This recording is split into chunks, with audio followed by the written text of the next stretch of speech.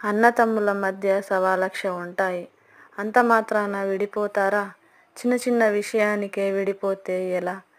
ఒకే పేగు తెంచుకు పుట్టినోళ్ళు విడిపోవడం అంత ఈజీ కాదు. కలహాలు, కోట్లాట్లు వస్తూ ఉంటాయి, పోతూ ఉంటాయి.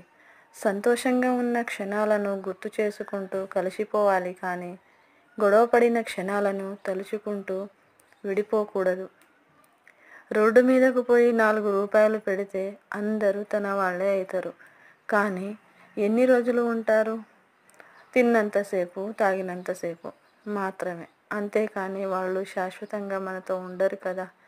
మనకు చిన్న కష్టం వచ్చిందంటే మన రక్తం పంచుకు పుట్టినోడు బాధపడతాడు. కానీ పరాయి వాళ్లకు ఆ బాధ ఉంటుందా? పరాయివాడు మన ముందు బాధపడినట్లు నటిస్తారు అంతే, అంతకు మించి ఏముండదు. సొంత వాళ్లకు నీ దగ్గర ఉన్నంత డబ్బు, పలుకుబడి లేకపోవచ్చు. కానీ నా అన్న, నా తమ్ముడు, నా వాళ్ళు అనే ప్రేమ మాత్రం చివరిదాకా ఉంటుంది. గుర్తుపెట్టుకో.